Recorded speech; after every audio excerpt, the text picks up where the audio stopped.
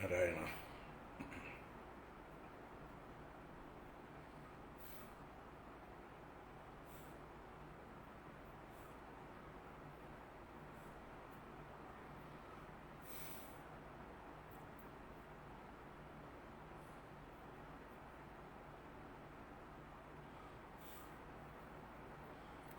ഓം നാരായണം പത്മഭുവം വസിഷ്ഠം ശക്തിം ച തത്പുത്രപരാശരം ച വ്യാസം സുഖം ഗൗഡപദം മഹാന്തം ഗോവിന്ദയോഗീന്ദ്രമദാസ്യ ശിഷ്യം ശ്രീശങ്കരാചാര്യമദാസ്യ പത്മപാദം ച ഹസ്താമലകം ച ശിഷ്യം തം ത്രോടകം വാർത്തികകാരമന്യാൻ അസ്മദ്ഗുരൂൻ സന്തതമാനതോസ്മി.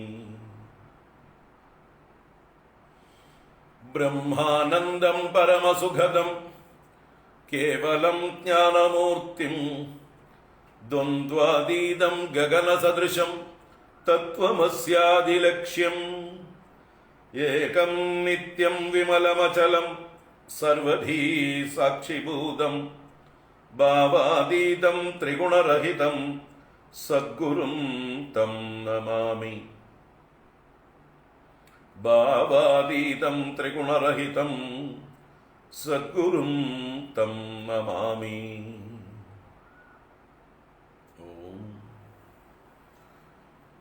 പാർത്ഥായ പ്രതിബോധിതാം ഭഗവതാ നാരായണേന സ്വയം വ്യാസേന ഗ്രഥിതാം പുരാണമുനിനാ മധ്യേ മഹാഭാരതം അദ്വൈതാമൃതവർഷിണീം ഭഗവതീം അഷ്ടാദശാധ്യായിനീം അംബ ത്വാം അനുസന്ദധാമി ഭഗവദ്ഗീതേ ഭവദ്വേഷിണീ.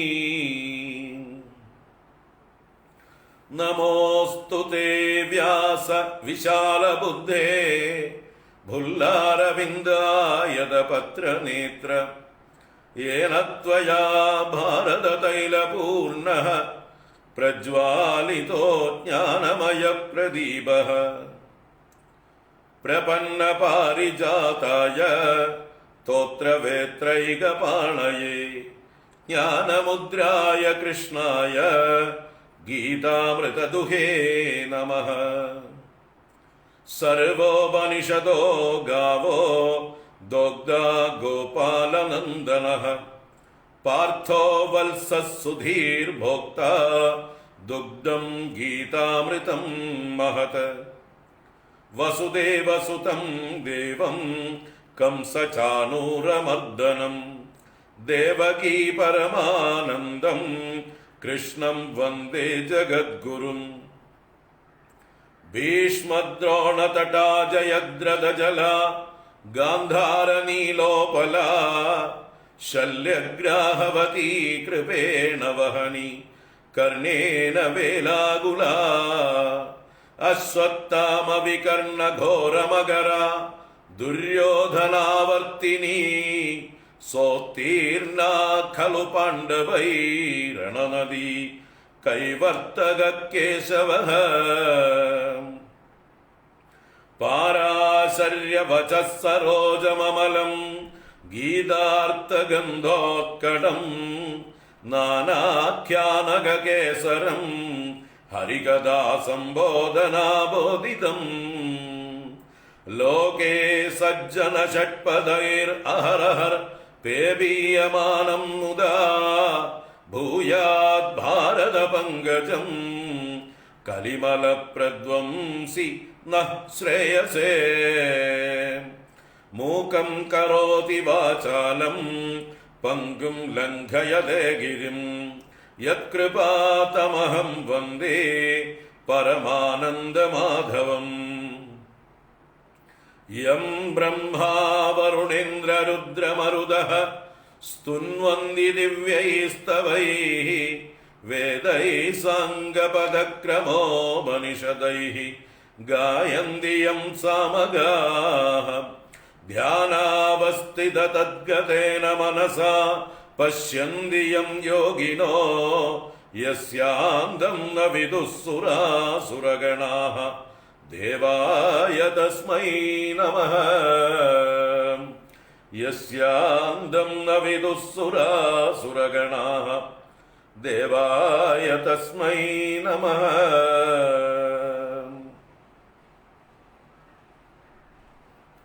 ഓം ശ്രീ ഗണേശായ നമഃ. ഓം ശ്രീ സരസ്വത്यै നമഃ. ഓം ശ്രീ ഗുരുഭ്യോ നമഃ. ഓം നമോ ഭഗവതേ വാസുദേവായ. ഓം ശ്രീകൃഷ്ണ പരമാത്മനേ നമഃ. ഓം നമഃ പരമഋഷിഭ്യോ നമഃ.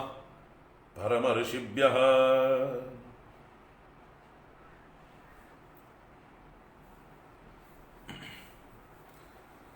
ഹരി ഓം. എല്ലാവർക്കും നമസ്കാരം. എല്ലാവർക്കും ശുഭസായാഹ്നം, സുസ്വാഗതം. നാരായണം.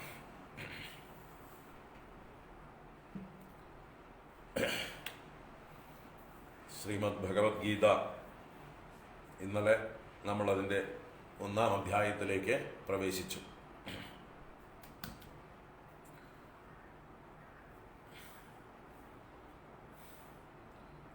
ഇന്നേക്ക് 16-ാം ദിവസമാണ്, 16-ാമത്തെ എപ്പിസോഡ് എന്ന് പറയാം. ഒരു 11ഓളം എപ്പിസോഡുകളിൽ നമ്മൾ മഹാഭാരതത്തെക്കുറിച്ചും ഒന്ന് സാമാന്യമായിട്ട് അവലോകനം ചെയ്തു. അതിൻ്റെ ഒരു തുടർച്ച തന്നെയാണ് ഈ 1-ാം അധ്യായവും. ഈ 1-ാം അധ്യായം ഭഗവത്ഗീത പറയാനുള്ളതായിട്ടുള്ള ആ ഒരു സാഹചര്യത്തെ, ഒരു പശ്ചാത്തലത്തെ നമുക്ക് അവതരിപ്പിക്കുകയാണ്. അപ്പം അതിലേക്ക് വേണ്ട സപ്പോർട്ടൊക്കെ നമ്മൾ മഹാഭാരതത്തിൽ നിന്ന്, കഥയിൽ നിന്ന് സാമാന്യമായിട്ട് മനസ്സിലാക്കിയിട്ടുമുണ്ട്. നമുക്ക് ആ 1-ാം അധ്യായം ഒന്ന് കണ്ടിട്ട് 2-ാം അധ്യായത്തിലെ 11-ാം ശ്ലോകം മുതൽക്കേ ശരിക്കും ഭഗവത്ഗീത ആരംഭിക്കുന്നുള്ളൂ. ഭഗവാന്റെ ഉപദേശം എന്നുള്ള രൂപത്തിലുള്ള ബ്രഹ്മവിദ്യയും യോഗശാസ്ത്രവുമായ ഭഗവത്ഗീത ആരംഭിക്കുന്നത് 2-ാം അധ്യായത്തിലെ 11-ാം ശ്ലോകം. അശോച്യാൻ അന്വശോചസ്ത്വം പ്രജ്ഞാവാദാംശ്ച ഭാഷസേ ഗദാസൂൻ അഗദാസൂംശ്ച നാനുശോചന്തി പണ്ഡിതാഹ എന്ന ആ ശ്ലോകത്തിലൂടെയാണ് വാസ്തവത്തിൽ ഭഗവാൻ ആ തൻ്റെ യഥാർത്ഥ ഉപദേശവാണിയെ ആരംഭിക്കുന്നത്. ആദിശങ്കര ഭഗവത്പാദർ ഈ ഗീതയ്ക്ക് ഭാഷ്യം രചിച്ചപ്പോൾ അവിടുന്ന് തുടങ്ങിയിട്ടേ വ്യാഖ്യാനിച്ചിട്ടുള്ളൂ. അതിനു മുമ്പുള്ളതൊക്കെ ചുരുക്കി അങ്ങോട്ട് പറഞ്ഞു. മഹാഭാരതത്തിൻ്റെ മൊത്തത്തിൽ സാരത്തെ ചുരുക്കി പറഞ്ഞു, ഒരാമുഖമായിട്ട് പറഞ്ഞിട്ട് ഒറ്റ ചാട്ടമാണ് ഭഗവത്ഗീത 2-ാം അധ്യായം 11-ാം ശ്ലോകത്തിലേക്ക്. അപ്പോൾ ബാക്കിയുള്ളതൊക്കെ ഈ പശ്ചാത്തലം അവതരിപ്പിക്കാൻ വേണ്ടിയാണ്. ഗീത ആരോട്, എപ്പോ, എന്തിനു വേണ്ടി, എങ്ങനെ ഒക്കെ അവതരിപ്പിക്കാനുള്ള സാഹചര്യങ്ങളെക്കുറിച്ച് വർണ്ണിക്കലാണ് ആദ്യത്തെ അധ്യായത്തിലെ 47 ശ്ലോകങ്ങളും 2-ാം അധ്യായത്തിലെ 10 ശ്ലോകങ്ങളും.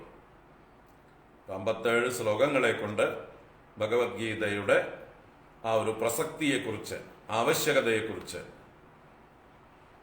മഹാഭാരതത്തിൽ അതിൻ്റെ സ്ഥാനത്തെക്കുറിച്ച് ഒക്കെ നിർണയിക്കാൻ വേണ്ടി അവതരിപ്പിക്കപ്പെട്ടതാണ്.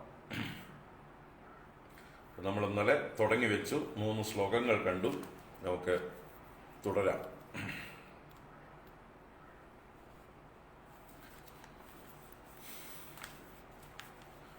ഓം നമോ ഭഗവതേ വാസുദേവായ. ഓം ശ്രീകൃഷ്ണ പരമാത്മനേ നമഃ. അഥ ശ്രീമദ്ഭഗവദ്ഗീത പ്രഥമോऽധ്യായഃ. അർജുന വിഷാദയോഗഃ. ധൃതരാഷ്ട്ര ഉവാച ധർമ്മക്ഷേത്രേ കുരുക്ഷേത്രേ സമവേതായുയുത്സവഃ മാമകാഃ പാണ്ഡവാശ്ചൈവ കിമകുർവത സഞ്ജയ. സഞ്ജയ ഉവാച ദൃഷ്ട്വാ തു പാണ്ഡവാനീകം വ്യൂഢം ദുര്യോധനസ്തദാ ആചാര്യമുപസംഗമ്യ രാജാ വചനമബ്രവീത്. പശ്യൈതാം പാണ്ഡുപുത്രാണാം ആചാര്യ മഹതീം സമൂം വ്യൂഢാം ദ്രുപദപുത്രേണ തവ ശിഷ്യേണ ധീമതാ. ഈ 3 ശ്ലോകങ്ങളാണ് നമ്മൾ കണ്ടത്.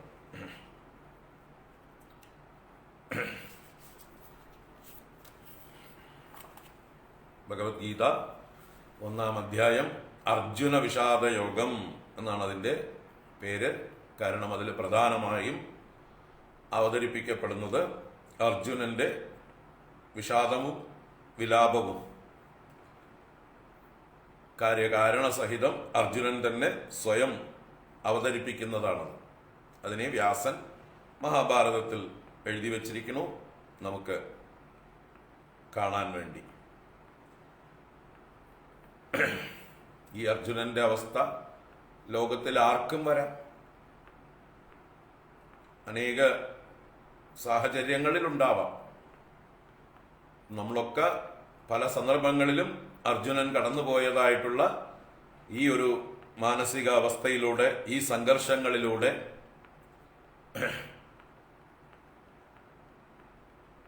കടന്നുപോകുന്ന അവസരങ്ങളുണ്ടാകാം. അപ്പോഴൊക്കെ ഭഗവാന്റെ വാക്കുകൾ അർജുനൻ എങ്ങനെയാണോ രക്ഷയായത്, തുണയായത്, അതുപോലെ നമ്മളും ഈ ഗീത പഠിച്ചു വെച്ചാൽ നമുക്കും ആവശ്യത്തിനുള്ള ഒരു ശക്തി, ഒരു ഉണർവ്, ഒരു പ്രചോദനം എല്ലാം ഉള്ളിലുണ്ടാവും.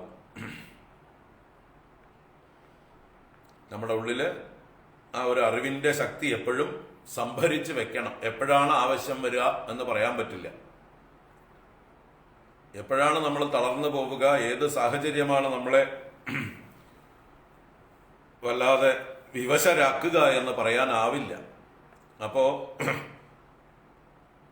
രോഗം വന്ന് ചികിത്സിക്കുന്നതിനേക്കാൾ പ്രതിരോധ ശക്തി ആർജിച്ചിരിക്കുന്നതല്ലേ നല്ലത്.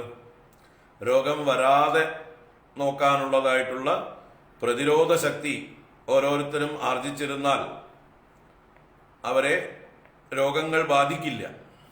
അതുപോലെ മാനസികമായിട്ടുള്ള രോഗങ്ങളെ ദൂരെ നിർത്താനായിക്കൊണ്ട് നമുക്ക് മനസ്സിന് ശക്തി വേണം. ആ മനസ്സിന് ശക്തി ഉണ്ടാവണമെങ്കിൽ ആ മനസ്സിന് കൺഫ്യൂഷൻ ഉണ്ടാകാൻ പാടുള്ളതല്ല. നല്ല നിശ്ചയമുള്ള ഒരു ബുദ്ധിയുടെ പിൻബലം മനസ്സിനുണ്ടാകണം. നിശ്ചയാത്മികയായിട്ടുള്ള ഒരു ബുദ്ധി മനസ്സിന് പിൻബലമായിട്ട് ഉണ്ടെങ്കിൽ ആ മനസ്സ് തളരുകയില്ല. അതാണ് ഇവിടെ ഒരു സൂചന നമുക്ക് തരാനുള്ളത്. എന്താണ്? അർജുനൻ എന്ന മനസ്സ് തളരുമ്പോൾ കൃഷ്ണൻ എന്ന ബുദ്ധി ആ ജ്ഞാനത്തിൻ്റെതായിട്ടുള്ള തെളിഞ്ഞ ബുദ്ധി പ്രപഞ്ചത്തെ മുഴുവൻ ഉള്ളംകൈയിലെ നെല്ലിക്ക പോലെ വ്യാഖ്യാനിക്കാനുള്ള അറിവുള്ള സർവജ്ഞനായ ആ ഭഗവാന്റെ ആ ബുദ്ധിയാണ് അർജുനന് താങ്ങായി നിന്നത്. അപ്പൊ ആ ഭഗവാന്റെ ബുദ്ധി നമ്മളും ആർജിച്ചാൽ നമ്മളിൽ പലപ്പോഴും അർജുനന്റെ ഭാവമുണ്ടാകുമ്പോൾ, വൈവശ്യമുണ്ടാകുമ്പോൾ പുറകിൽ നിന്ന് ആ ഭഗവാന്റെ താങ്ങ് നമുക്കുണ്ടാകും ബുദ്ധിയുടെ രൂപത്തിൽ. അതാണ് യത്ര യോഗേശ്വര കൃഷ്ണ യത്ര പാർത്ഥോ ധനുർധര തത്ര ശ്രീ വിജയോ ഭൂതി ധ്രുവാ നീതിർ മതിർ മമ എന്ന് ഗീതയിലെ അവസാന ശ്ലോകം സഞ്ജയൻ പറഞ്ഞ് ഉപസംഹരിക്കുന്ന അതിൻ്റെ ആശയം.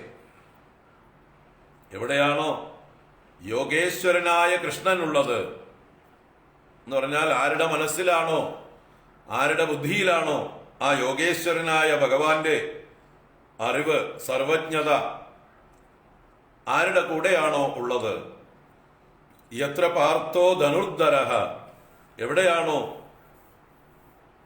കർമ്മോന്മുഖനായ പ്രചോദിതനായ അർജുനനുള്ളത് എന്ന് പറഞ്ഞാൽ എവിടെയാണോ ആ ഒരു ഇച്ഛാശക്തിയും ക്രിയാശക്തിയും ചോർന്നു പോകാത്ത ആ മനസ്സ് ആരുടെ കൂടെയാണോ ഉള്ളത് അവർക്കാണ് വിജയവും, അവർക്കാണ് ഐശ്വര്യവും, അവർക്കാണ് എല്ലാ നന്മകളും ഉണ്ടാകുന്നത്. എത്ര യോഗേശ്വര കൃഷ്ണോ യത്ര പാർത്ഥോ ധനുർധരഃ തത്ര ശ്രീ വിജയോ ഭൂതിഹി ധ്രുവാ നീതിർ മതിർ മമ. ഇത് എന്റെ മതിയാകുന്നു, എന്റെ നിശ്ചയമാകുന്നു എന്ന് സഞ്ജയൻ ധൃതരാഷ്ട്രോട് അവസാനം പറഞ്ഞത് ഗീതയെക്കുറിച്ച് പറഞ്ഞതിൽ അവസാന ശ്ലോകം അതാണ്. അപ്പോ നമുക്കും ആ ഭഗവാന്റെ ജ്ഞാനം സഹായകമായിട്ട് നമ്മുടെ ജീവിതത്തിൽ ഏത് സന്ദർഭങ്ങളിലും, ഏത് സംഘർഷങ്ങളിലും, ഏത് പ്രശ്നങ്ങൾ വരുമ്പോഴും അതിനെയൊക്കെ തെളിവോടുകൂടെ കാണാനും പരിഹരിക്കാനുമുള്ളതായിട്ടുള്ള ആ ഒരു തൻ്റെ ഇടം അത് നൽകട്ടെ. അതിനായിക്കൊണ്ട് നമ്മൾ ഈ ഒരു അറിവ് ആർജിച്ചിരിക്കുക. ഗീത പഠിച്ചാൽ എന്ത് കിട്ടും എന്ന് ചോദിച്ചാൽ, ഗീത പഠിച്ചാൽ ലോട്ടറി അടിക്കുകയൊന്നുമില്ല, ആകാശത്തുനിന്നൊന്നും പൊട്ടി വീഴുകയുമില്ല. ഗീത പഠിച്ചാൽ ജീവിതത്തെ തൻ്റെ ഇടത്തോടുകൂടി നയിക്കാൻ, നേരിടാൻ, ഏത് പ്രശ്നങ്ങളും വളരെ ലാഘവത്തോടെ കൈകാര്യം ചെയ്യുവാനുള്ളതായിട്ടുള്ള ഒരു ഔന്നത്യം നമുക്ക് കൈവരും, ഒരു ശക്തി നമുക്ക് കൈവരും. അതുപോലെ ആത്മീയമായിട്ടുള്ള ആ ഒരു ഉണർവ്, ആത്മബോധം, അതിൻ്റേതായിട്ടുള്ളൊരു നിറവ്, പൂർണ്ണത അതൊക്കെ കൈവരും. അപ്പോൾ അതിനാണ് നമ്മൾ ഗീത പഠിക്കുന്നത്. അപ്പോൾ നമുക്ക് ഒന്നാം ശ്ലോകം ആരംഭിച്ചത് ധൃതരാഷ്ട്രരായിരുന്നു. ധർമ്മക്ഷേത്രമായ കുരുക്ഷേത്രത്തിൽ യുദ്ധത്തിനായി കൊണ്ട് ആഗ്രഹിച്ചുകൊണ്ട് വന്നു ചേർന്നവരായ എൻ്റെ മക്കളും പാണ്ഡവന്മാരും എന്തു ചെയ്തു സഞ്ജയ എന്ന ചോദ്യത്തോടെ ആരംഭിച്ചു. അതിനു മുമ്പുള്ള പശ്ചാത്തലമൊക്കെ നമ്മൾ കണ്ടു. യുദ്ധം തുടങ്ങി 10 ദിവസം കഴിഞ്ഞ് ഭീഷ്മ പിതാമഹൻ വീണതിന് ശേഷമാണ് മഹാഭാരതത്തില് ഗീത അവതരിപ്പിക്കപ്പെടുന്നത്. 1-ാം ദിവസം നടന്നതാണ് ഗീത. 1-ാം ദിവസം ഭഗവാൻ അർജുനന് ഉപദേശിച്ചതാണ് ഭഗവത്ഗീത. എങ്കിലും മഹാഭാരതത്തിന്റെ കഥ ഓർഡറിൽ വരുമ്പോൾ അതിനെ ഒരു സസ്പെൻസ് പോലെ വെച്ചിട്ട് പിന്നീട് ഒരു ഫ്ലാഷ് ബാക്ക് ആയിട്ടാണ് അവതരിപ്പിക്കുന്നത്.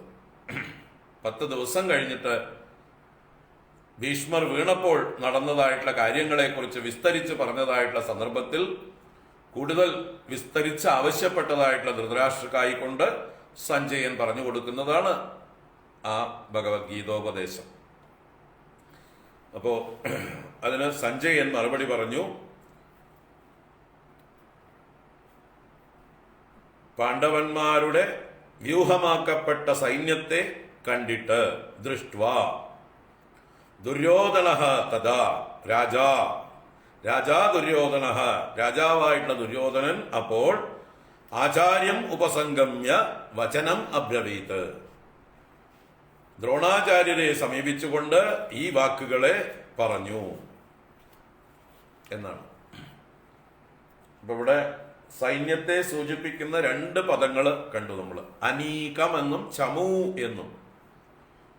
അനീകം, ചമു 2. പാണ്ഡവാനീകം, പാണ്ഡവ സൈന്യം എന്നാണ് അർത്ഥം. അതുപോലെ ചമു എന്ന് പറയുന്നുണ്ട്. മഹതീം ചമൂം. അത് അടുത്ത ശ്ലോകത്തിലാണ്. പശ്യൈതാം പാണ്ഡുപുത്രാണാം ആചാര്യ മഹതീം ചമൂം. ഹേ ആചാര്യ, പശ്യ ഏതാം മഹതീം ചമൂം. അല്ലയോ ആചാര്യ, ദാ അടുത്ത് കണ്ടോളൂ ഈ മഹത്തായ സൈന്യത്തെ. പാണ്ഡുപുത്രാണാം, പാണ്ഡുപുത്രന്മാരുടെ മഹത്തായ സൈന്യത്തെ അങ്ങ് കണ്ടോളൂ.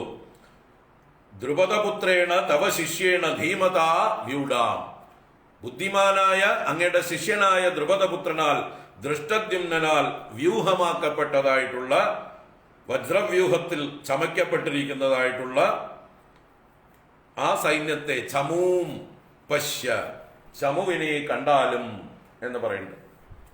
അപ്പൊ ഇതൊക്കെ സൈന്യ ശബ്ദത്തെ സൂചിപ്പിക്കുന്ന പര്യായ ശബ്ദങ്ങളാണ്. വാസ്തവത്തിൽ ചമു എന്നും അനീകം അല്ലെങ്കിൽ അനീകിനി എന്നൊക്കെ പറഞ്ഞാല് ചില നമ്പേഴ്സിനെ സൂചിപ്പിക്കുന്നതും കൂടിയാണ്. എന്നാൽ ഇവിടെ നമ്പർ അർത്ഥത്തിലല്ല പ്രയോഗിച്ചിരിക്കുന്നത്. ഇപ്പൊ മഹാഭാരതത്തിൽ തന്നെ ഈ സൈന്യങ്ങളുടെ നമ്പേഴ്സിനെ കുറിച്ച് പറയുമ്പോൾ പറഞ്ഞു തരും. ഒരു പത്തി എന്ന് പറഞ്ഞാൽ ചതുരംഗ സൈന്യമാണ് ഒരു പത്തി. പത്തി എന്ന് പറഞ്ഞാൽ 10 പേര് ചേർന്നത് പത്തി. ആരൊക്കെയാ 10 പേര്? അതില് ഒരു ആന, ഒരു രഥം, 3 കുതിര, 5 കാലാള്. 1+1+3+5. എങ്ങനെ? ആന, രഥം, അത് രണ്ടും ഓരോന്ന്. കാരണം വലുതാണ്, വലിയ സംഭവങ്ങൾ ഓരോന്ന്. ആനയും രഥവും ഓരോന്ന്. കുതിര 3 എണ്ണം, 3 കുതിര. അശ്വസേനാനി 3 എണ്ണം. 5 കാലാൾ സൈന്യം. അപ്പൊ ഇങ്ങനെ 5ഉം 3ഉം 8ഉം 2ഉം 10. ഈ 10നെയാണ് ഒരു പത്തി എന്ന് പറയുന്നത്. ഒരു സൈന്യത്തിലെ ഏറ്റവും ഒരു മിനിമം യൂണിറ്റിനെയാണ് ചതുരംഗം. ചതുരംഗം എന്ന് പറഞ്ഞാൽ ചതുഹു അംഗം, 4 അംഗങ്ങൾ. 4 അംഗങ്ങൾ: ആന, തേര്, കുതിര, കാലാള്. ആ ചതുരംഗം അത് പത്തിയാണ്. ഒരു 10 പേരടങ്ങുന്നതാണ് പത്തി. അങ്ങനെയുള്ള 3 പത്തി ചേർന്നാൽ, അഥവാ 10 × 3 30 പേർ ചേർന്നാൽ അതിൽ 3 ആന വരും, 3 രഥം വരും, 9 കുതിര വരും, ബാക്കി കാലാളുകളും വരും. അപ്പോ ഒരു 10 × 3 അതിനെ ഗുൽമം എന്ന് പറയുന്നുണ്ട്. മഹാഭാരതത്തിൽ പറഞ്ഞതാണ്. ആദിപർവത്തിലാണ് ഇതെല്ലാം പറയുന്നത്. അപ്പൊ ഒരു ഗുൽമം. അത് കഴിഞ്ഞ് 3 ഗുൽമങ്ങൾ ചേർന്നാൽ ഒരു ഗണം. അപ്പൊ 270 മെമ്പേഴ്സ് ചേരുമ്പോഴാണ്, 270 യോദ്ധാക്കൾ ചേരുമ്പോൾ ഒരു ഗണം. അങ്ങനെ 3 ഗണം ചേർന്നാൽ ഒരു വാഹിനി. അപ്പൊ 270 × 3 810. 810 സൈന്യങ്ങൾ വരുമ്പോഴാണ് ഒരു വാഹിനി എന്ന് പറയുന്നത്. അതിന്റെ 3 ഇരട്ടിയാണ് 810 × 3 2430 പേരടങ്ങിയതാണ് ഒരു പൃതന എന്ന് പറയും. പൃതനാമുഖം എന്ന് പറഞ്ഞാൽ സേനാമുഖം തന്നെയാണ് അർത്ഥം. പൃതന എന്ന് പറഞ്ഞാല് 2430 അംഗസംഖ്യയുള്ളതായിട്ടുള്ള ഒരു സൈന്യത്തിന്റെ ഒരു ട്രൂപ്പിനെയാണ് പറയുന്നത് പൃതന എന്ന്. അതിന്റെ 3 ഇരട്ടി. അപ്പൊ 2430 × 3 7290. അത്രയും മെമ്പേഴ്സ് അടങ്ങിയതാണ് ഒരു ചമു എന്ന് പറയുന്നത്. ചമു എന്ന് പറയുന്നത് അതിനെയാണ്. അതിന്റെ 3 ഇരട്ടിയാണ് അനീകിനി എന്ന് പറയുന്നത്. അനീകം, അനീകിനി എന്നൊക്കെ പറയുന്നത് ചമുവിന്റെ 3 ഇരട്ടി. അപ്പൊ ചമു 7290 ആണെങ്കിൽ അതിന്റെ 3 ഇരട്ടി 21870. 21870 പേരുടെ ഒരു ട്രൂപ്പിനെയാണ്, ഒരു വലിയ ബറ്റാലിയനെയാണ് അനീകിനി എന്ന് പറയുന്നത്. അതിന്റെ 10 ഇരട്ടിയാണ് ഒരു അക്ഷൗഹിണി. 10 അനീകിനി ചേർന്നാൽ ഒരു അക്ഷൗഹിണി. ഇപ്പൊ അക്ഷൗഹിണിയുടെ നമ്പർ കിട്ടിയോ?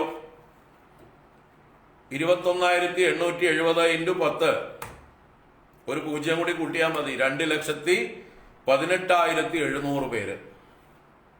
ഒരു അക്ഷൗഹിണി എന്ന് പറഞ്ഞാല് 2,18,700 പേര്. നമ്പർ കിട്ടിയോ? ഇങ്ങനെ 7 അക്ഷൗഹിണി സൈന്യം പാണ്ഡവർക്കും 11 അക്ഷൗഹിണി സൈന്യം കൗരവർക്കും. ഇങ്ങനെ മൊത്തം 18 അക്ഷൗഹിണി സൈന്യം. അപ്പൊ നിങ്ങൾ കണക്കാക്കിക്കോളൂ, 18 ഇൻറ്റു 2,18,700. മനസ്സിലായോ? 2,18,700 ഇൻറ്റു 18, അത് 39 ലക്ഷത്തിൽ ചില്ലുവാനും വരും. 40 ലക്ഷത്തിന്റെ താഴെ വരും. അതാണ് ഞാൻ പറഞ്ഞത്, 39 ലക്ഷം ആളുകള് ഈ മഹാഭാരത യുദ്ധത്തിൽ മരിച്ചു എന്നുള്ളത്. അതിനൊപ്പമുള്ള കുതിരകള്, ആനകള് ഒക്കെ എത്ര സംഖ്യ വേണോ അതിന്റെ റേഷ്യോ കണക്കാക്കുക. അത്രയും ആനകളും അത്രയും കുതിരകളും എല്ലാം ഇവിടെ ചത്ത് വീഴുന്നുണ്ട്. എത്ര വലിയൊരു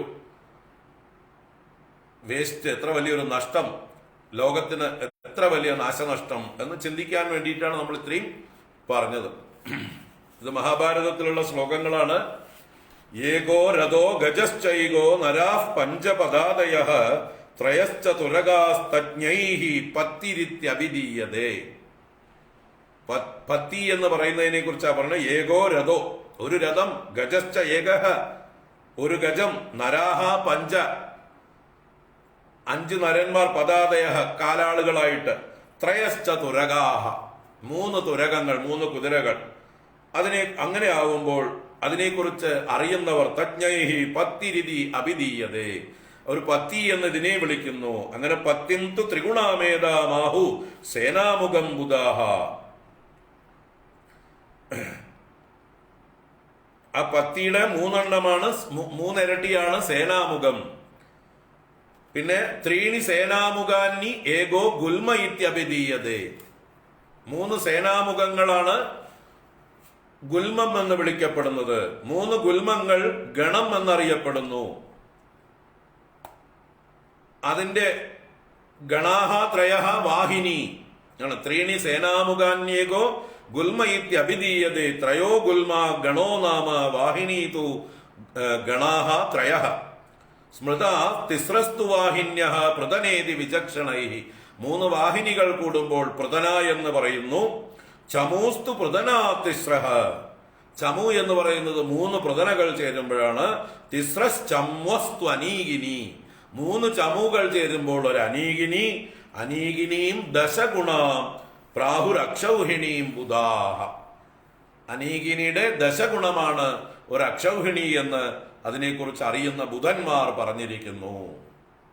അപ്പൊ ഒരു അക്ഷൗഹിണി നമ്പർ 2,18,700 പേരാണ്. അങ്ങനെ 18 അക്ഷൗഹിണി സൈന്യമാണ് ഇവിടെ. 40 ലക്ഷത്തിൽ തൊട്ട് താഴെയുള്ള നമ്പറാണ് പങ്കെടുത്തത്. നിങ്ങൾ ഒഴിവുണ്ടെങ്കിൽ കാൽക്കുലേറ്റ് ചെയ്തോളൂ, അവിടെ കാൽക്കുലേറ്റർ ഒക്കെ ഉണ്ടെങ്കിൽ. അപ്പൊ ഇങ്ങനെയുള്ള ആ സൈന്യങ്ങളെ കാണിച്ചു കൊടുക്കുകയാണ്. അപ്പുറം ഇപ്പുറമുള്ള, അല്ലെങ്കിൽ തന്റെ ഇവിടെ ദ്രോണർക്കായിക്കൊണ്ട് ദുര്യോധനൻ കാണിച്ചു കൊടുക്കുകയാണ് പാണ്ഡവന്മാരുടെ സൈന്യത്തെ. അപ്പൊ ഏകദേശം പാണ്ഡവന്മാരുടെ സൈന്യത്തിന്റെ അടുത്താണ് ഇവർ നിൽക്കുന്നത്. തങ്ങളുടെ സൈന്യം പുറകിലാണ്. കൗരവ സൈന്യം പുറകിലും തൊട്ട് മുമ്പിൽ പാണ്ഡവ സൈന്യവും. അപ്പൊ പാണ്ഡവ സൈന്യത്തെ പരിചയപ്പെടുത്തി കൊടുക്കുകയാണ്. ഇനി 3 ശ്ലോകങ്ങളിൽ ഈ പാണ്ഡവ സൈന്യത്തിലുള്ള പ്രമുഖരായിട്ടുള്ള ആളുകളെ പരിചയപ്പെടുത്തി കൊടുക്കുകയാണ്. മഹാരഥന്മാർ എന്ന് പറയാവുന്ന വലിയ ശക്തന്മാരായിട്ടുള്ള സേനാനായകന്മാരെ പരിചയപ്പെടുത്തുന്നതാണ് അടുത്ത 3 ശ്ലോകങ്ങൾ. അത് ഒന്നിച്ചു വായിക്കാം.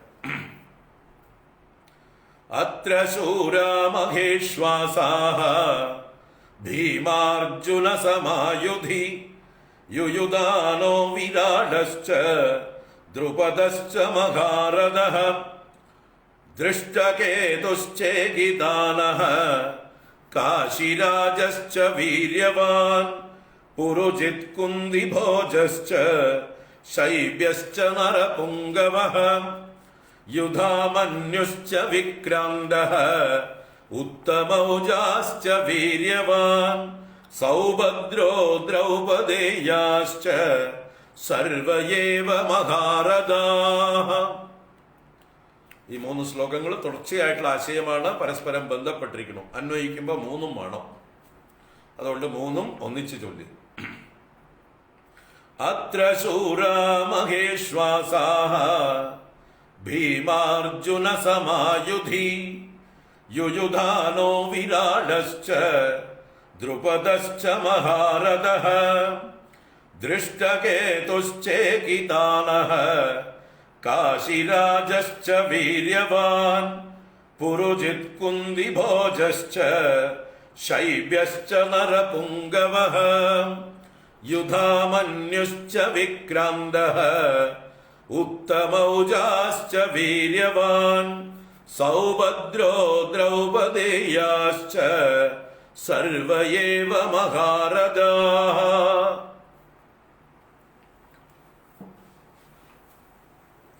അപ്പൊ പാണ്ഡവ സൈന്യത്തിലെ പ്രമുഖരായിട്ടുള്ള ആളുകൾ ആരൊക്കെയാണെന്ന് ദ്രോണരുടെ ശ്രദ്ധയിലേക്ക് കൊണ്ടുവരികയാണ്. ദ്രോണർ ഇനി ശ്രദ്ധിച്ചിട്ടില്ലെങ്കിൽ നല്ലോണം ശ്രദ്ധിക്കട്ടെ. അല്ലേ? ആവശ്യമാരുടേതാണ്? തൻ്റേതാണ്. അപ്പൊ ആവശ്യക്കാരനാണ് എല്ലാ കാര്യത്തിലും കൂടുതൽ ശ്രദ്ധയുണ്ടാവുക.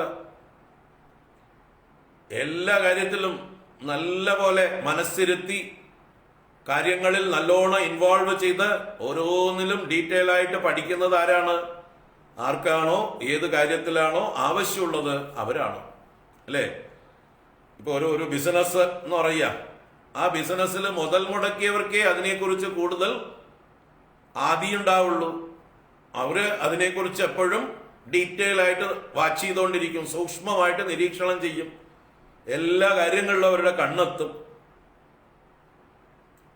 ജോലിക്ക് വെച്ചിട്ടുള്ള ആൾക്കാർക്കൊന്നും അത്ര താല്പര്യമൊന്നും ഉണ്ടാവില്ല, എല്ലാ കാര്യത്തിലൊന്നും അവർക്ക് മനസ്സിരുത്തില്ല. അവർക്ക് അവരുടെ വീട്ടിലെ വറീസ് ഉണ്ട്, അവരുടെ കാര്യങ്ങൾ നോക്കാൻ വേണ്ടിയിട്ട് അവർ വന്നത്. മാസം തികയുമ്പോൾ എന്തെങ്കിലും കിട്ടും, അതിനു വേണ്ടി പേരിന് ഇവിടെ ഒരാളെ കാണിക്കണം, എന്തെങ്കിലുമൊക്കെ ചെയ്തു കൂട്ടണം. അല്ലേ? അത്രയൊക്കെ തന്നെ ഉള്ളൂ ഇന്നത്തെ ആളുകളൊക്കെ. ഒരു മുതൽ മുടക്കിയ ഒരാളുടെ അത്രയും മനസ്സിരുത്തി കാര്യങ്ങളൊന്നും അവർ ഗ്രഹിക്കില്ല. അപ്പൊ അതുപോലെയാണ് ഇവിടെയും ഈ യുദ്ധരംഗത്ത് ദുര്യോധനനുള്ള ആ ഒരു മമത, ഒരു ഇൻവോൾവ്മെന്റ്, തീവ്രത ഇത് വേറെ ആർക്കും ഉണ്ടായിക്കൊള്ളണമെന്നില്ല.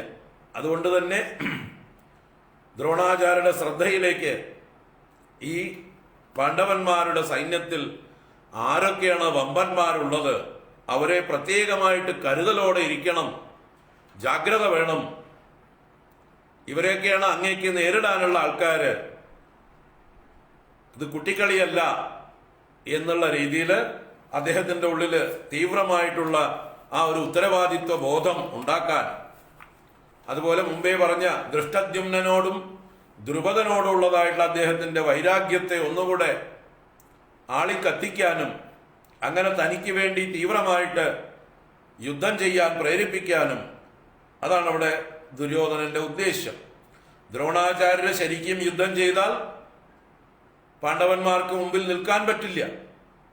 അത്ര ശക്തനാണ്, അത്ര എല്ലാ ദിവ്യാസ്ത്രങ്ങളിലും പാരംഗതനാണ്. ഇവർക്കൊക്കെ പഠിപ്പിച്ചു കൊടുത്തതേ അദ്ദേഹമല്ലേ. അപ്പൊ ആചാര്യനായിട്ടുള്ള ദ്രോണാചാര്യർ ശരിക്കും മനസ്സിരുത്തി യുദ്ധം ചെയ്താൽ തനിക്ക് വിജയം ഉറപ്പാണ്.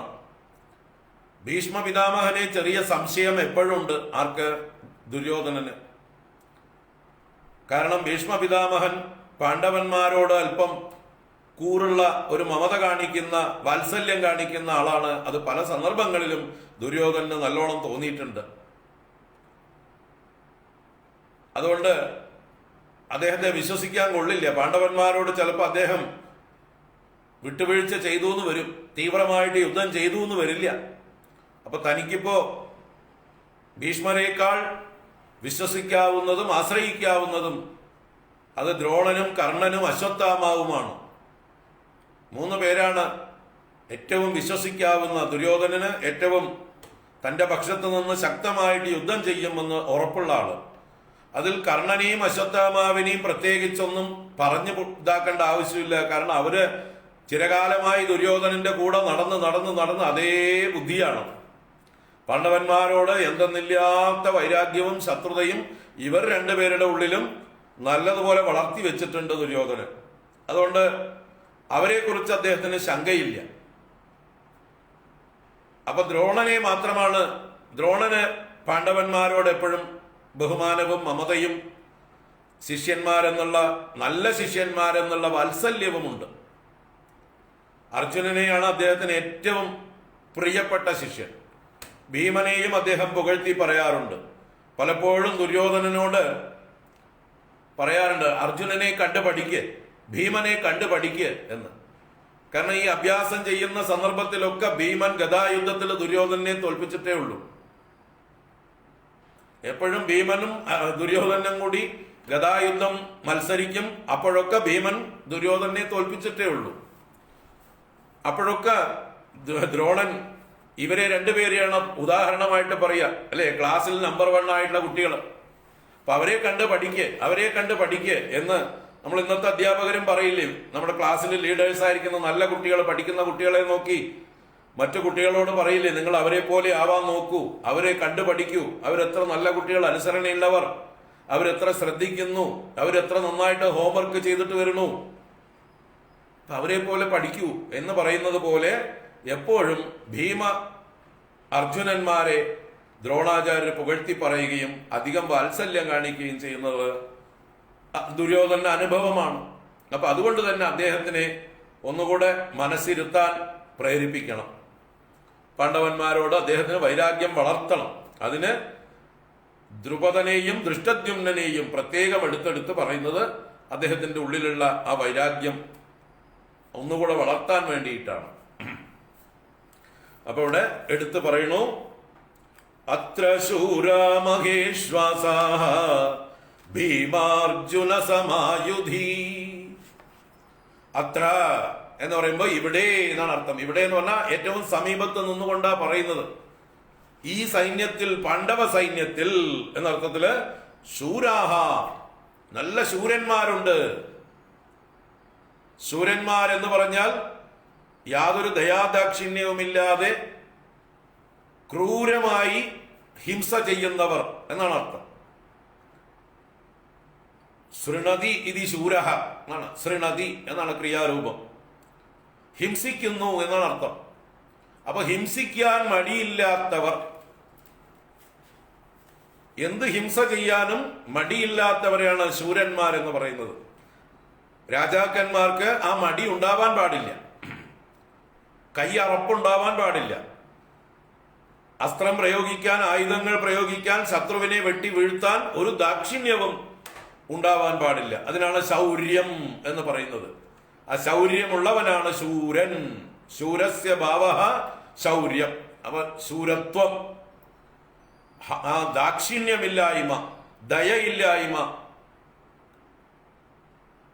മുഖം നോക്കാതെ ഹിംസിക്കുവാനുള്ളതായിട്ടുള്ള മനക്കരുത്ത്, ചങ്കുറപ്പ് എന്നൊക്കെ പറയില്ലേ, അതിനാണ് ശൗര്യം എന്ന് പറയുന്നത്. അപ്പൊ അത്ര ഈ പാണ്ഡവ സൈന്യത്തിൽ ശൂരാഹ, നല്ല ശൂരന്മാർ, ദയയില്ലാതെ ആയുധം പ്രയോഗിക്കുന്നവർ, ശത്രുവിനെ വധിക്കുന്നതിന് ഒരു മടിയുമില്ലാത്തവർ ശൂരാഹ. അല്ലാതെ സാത്വികന്മാരാവരുത് രാജാക്കന്മാര്.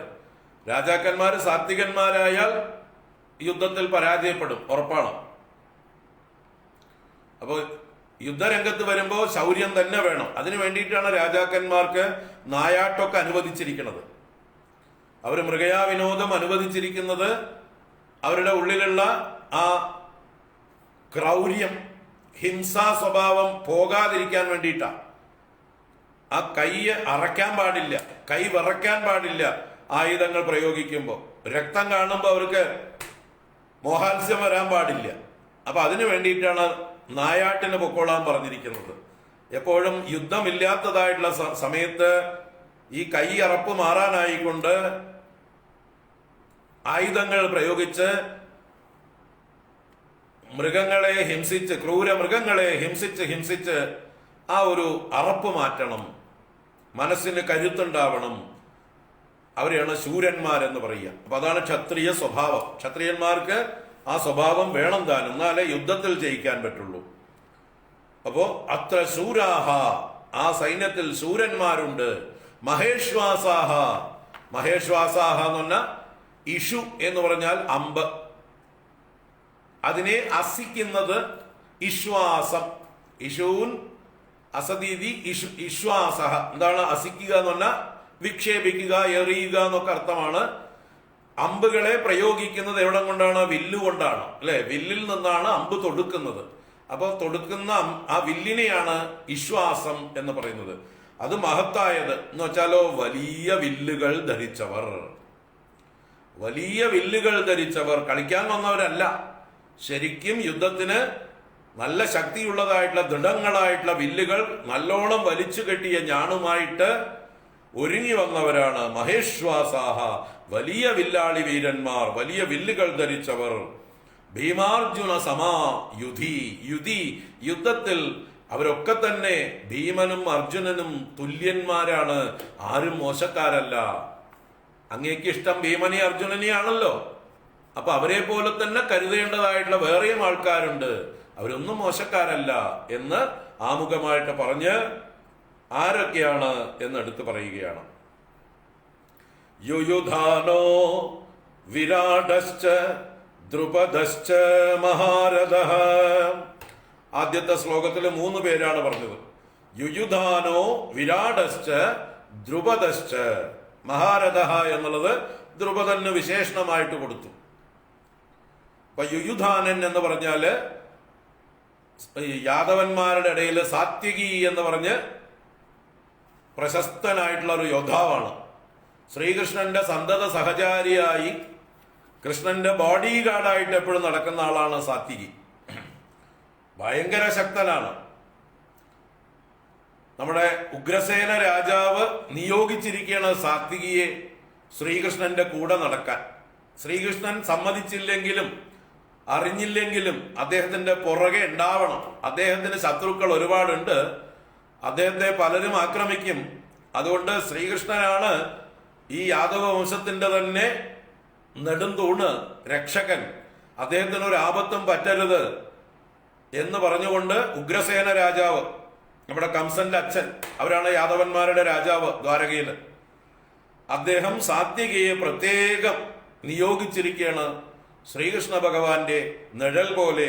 അദ്ദേഹം അറിയാതെ അദ്ദേഹത്തിന്റെ ബോഡി ഗാർഡായിട്ട് നടക്കാനായിക്കൊണ്ട് അങ്ങനെയുള്ള ആളാണ് സാത്വിക. അപ്പോ അദ്ദേഹത്തെ പറയുമ്പോൾ മഹാരഥൻ കൂടിയല്ല, അതിലും വെച്ച് കൂടിയ ആളാണ്. അതിരഥൻ എന്നാ പറയുക. 10 മഹാരഥന്മാരെ നേരിടാൻ കഴിവുള്ളവനാണ് ഒരു അതിരഥൻ എന്ന് പറയുക. അപ്പൊ അതുപോലെ ശക്തനാണ് ഈ സാത്വികി എന്ന് പറയുന്ന യുയുധാനൻ എന്ന് പറഞ്ഞു. യുയുധാനൻ എന്ന് അദ്ദേഹത്തെ വിശേഷിപ്പിച്ചതാണ് സാത്വികിയുടെ ഒരു വിശേഷണമായിട്ട്. നല്ലതുപോലെ യുദ്ധം ചെയ്യുന്നവൻ എന്ന് തന്നെയാണ് അതിന്റെ അർത്ഥം. ഭയങ്കരമായ യുദ്ധം ചെയ്യുന്നവൻ എന്ന യുയുധാനൻ എന്ന വാക്കിന്റെ അർത്ഥം. അപ്പൊ സാത്വികി, ഈ സാത്വികി പാണ്ഡവ പക്ഷത്ത് ഉണ്ട്. അദ്ദേഹം ഭഗവാൻ ശ്രീകൃഷ്ണൻ ഒരു അക്ഷൗഹിണി സൈന്യത്തെ കൗരവന്മാർക്ക് കൊടുത്തപ്പോ ആയുധമെടുക്കാത്ത താൻ പാണ്ഡവന്മാരുടെ കൂടെ വരും എന്ന് പറഞ്ഞിരുന്ന ആളാണ്. അപ്പൊ കൗരവ സൈന്യത്തിന്റെ കൂടെ പോകേണ്ട ആളാണ് സാത്വികി. പക്ഷേ ഈ യുദ്ധ ആരംഭത്തിൽ, യുദ്ധം തുടങ്ങുന്നതിന് മുമ്പായിട്ട് തന്നെ ഭീഷ്മരും യുധിഷ്ഠിരരും കൂടി അങ്ങോട്ടും ഇങ്ങോട്ടും കണ്ടുമുട്ടുന്ന, നമസ്കരിക്കുന്ന, യുധിഷ്ഠിരൻ ഭീഷ്മരെ നമസ്കരിച്ച് അനുവാദമെല്ലാം വാങ്ങുന്ന, അനുഗ്രഹം വാങ്ങുന്ന രംഗത്ത് അവർ തമ്മിൽ ഒരു കമ്മ്യൂണിക്കേഷൻ നടത്തുന്നുണ്ട്. 2 പക്ഷത്തും ഉള്ള സൈന്യങ്ങളിൽ ആർക്കെങ്കിലും ഏതെങ്കിലും പക്ഷത്തേക്ക് അങ്ങോട്ടോ ഇങ്ങോട്ടോ മാറിപ്പോകണം എന്നുണ്ടെങ്കിൽ ഒരു അവസാന അവസരം കൊടുക്കുന്നുണ്ട്. നിങ്ങൾക്ക് ആർക്ക് വേണമെങ്കിൽ ഏത് പക്ഷത്തേക്കും ഇപ്പോഴും മാറാം. കാരണം മനസ്സ് അവിടെയും ശരീരം ഇവിടെയായിട്ട് നിൽക്കണ്ട, നിങ്ങളുടെ മനസ്സ് എവിടെയാണോ അവിടേക്ക് പൊക്കോളൂ എന്നുള്ളൊരു അനുവാദം ഇവർ 2 പേരും 2 സൈന്യത്തിലും പ്രഖ്യാപിക്കുകയാണ്. എന്നിട്ട് ഭീഷ്മരും യുധിഷ്ഠിരനും കൂടി സംയുക്തമായിട്ടൊരു പ്രസ്താവന, ഒരു ഡിക്ലറേഷൻ, അത് കേട്ടിട്ട് കൗരവ സൈന്യത്തിന്ന് 2 പേര് ഇപ്പുറത്തേക്ക് വരുന്നുണ്ട്. ഒന്ന് ഈ സാത്വികി എന്ന യുയുധാനനും മറ്റൊന്ന് യുയുത്സു എന്ന് പറയുന്ന ഒരു ധൃതരാഷ്ട്രർക്ക് ഒരു ദാസിയിലുണ്ടായ പുത്രനാണ്. ഗാന്ധാരിയിലുണ്ടായ പുത്രനല്ല, ഒരു ദാസിയിലുണ്ടായ പുത്രനാണ് യുയുത്സു എന്ന് പറയുന്ന ഒരാള്. അയാളും കൂടി ഇപ്പുറത്തേക്ക് വരുന്നുണ്ട് എന്നുള്ളതാണ്. അങ്ങനെ രണ്ട് പേര് പുറത്തേക്ക് വരുന്നുണ്ട്. യുധിഷ്ഠിര പക്ഷത്തേക്ക്, പാണ്ഡവ പക്ഷത്തേക്ക് വരുന്നുണ്ട്. അങ്ങനെയാണ് സാത്യകി ഇവരുടെ പക്ഷത്ത് ചേർന്നത്. ഈ സാത്യകി അർജുനന്റെ ഒരു ശിഷ്യനും കൂടിയാണ്. യുദ്ധത്തില് അർജുനനിൽ നിന്ന് അദ്ദേഹം പല വിദ്യകളും പഠിച്ചിട്ടുള്ള ആളുമാണ്. അർജുനന് തുല്യനായിട്ട് യുദ്ധം ചെയ്യാൻ ശക്തിയുള്ള ആളുമാണ്. അപ്പൊ അങ്ങനെയുള്ള സാത്വികിയാണ് ഇവിടുത്തെ യുയുധാനൻ. മഹാനാണ്, ശക്തനാണ്. ഈ യുദ്ധത്തിൽ ശേഷിക്കുന്ന ആളുകളിൽ ഒരാളാണ്. മുമ്പ് പറഞ്ഞില്ലേ, പഞ്ചപാണ്ഡവന്മാരും ശ്രീകൃഷ്ണനും സാത്വികിയും മാത്രമാണ് പാണ്ഡവപക്ഷത്ത് ശേഷിക്കുന്നത്. അപ്പൊ അതിൽ ഈ സാത്വികിയുണ്ട്, അത്ര ശക്തനാണ്. യുയുധാനഹ. ഇനി വിരാടശ്ച. വിരാടൻ നമുക്കറിയാം, അജ്ഞാതവാസം നടത്തിയ ആ രാജ്യത്തിന്റെ രാജാവ്. മത്സ്യദേശം എന്നാ പറയുക, അല്ലെങ്കിൽ വിരാടദേശം. മത്സ്യമാണ് അവരുടെ കൊടിയടയാളം. മത്സ്യദേശമെന്നും വിരാടദേശമെന്നും പറയപ്പെടുന്നു. അതിന്റെ രാജാവായിട്ടുള്ള വിരാട രാജാവ്, അദ്ദേഹവും മഹാരഥനാണ്. അതുപോലെ ദ്രുപദശ്ച മഹാരഥ. ദ്രുപദനും എന്നെടുത്തു പറഞ്ഞ് മഹാരഥൻ എന്ന് ദ്രുപദനെ പ്രത്യേകം വിശേഷിപ്പിച്ചു. അതെന്തിനാ? അത് ദ്രോണരുടെ ഉള്ളില് വെറുപ്പ് നല്ലോണം ഉണ്ടാക്കാൻ. എന്തിനാ? ശത്രുവിനെ പുകഴ്ത്തി പറഞ്ഞാൽ അസൂയയും മത്സരവും കൂടും, അല്ലേ? ഇപ്പൊ ദ്രോണരുടെ ശത്രുവാണ് ദ്രുപദൻ. ആ ദ്രുപദനെ കുറിച്ച് പറഞ്ഞപ്പോ ഒന്ന് വിശേഷിപ്പിച്ചു, ഒന്ന് നല്ലോണം പുകഴ്ത്തി. ദ്രുപദശ്ച മഹാരഥ. ദ്രുപദൻ എന്ന മഹാരഥനും. ഇപ്പൊ ദ്രോണന്റെ ഉള്ളില് ആ ശത്രുത, മത്സരം, കോപം ഒക്കെ വർദ്ധിപ്പിക്കുവാൻ വേണ്ടി, ഉദ്ദീപിപ്പിക്കാൻ വേണ്ടി മനഃപൂർവ്വം പറഞ്ഞതാണ് ആ പാഞ്ചാല രാജാവായിട്ടുള്ള ദ്രുപദനും. ദ്രുപദന്റെ യഥാർത്ഥ പേര് യജ്ഞസേനൻ എന്നാണ്. യജ്ഞസേനന്റെ മകളായതുകൊണ്ട് പാഞ്ചാലിക്ക് യാജ്ഞസേനി എന്ന പേര്. യജ്ഞസേനന്റെ മകളായതുകൊണ്ട് യാജ്ഞസേനി എന്നും പേര്.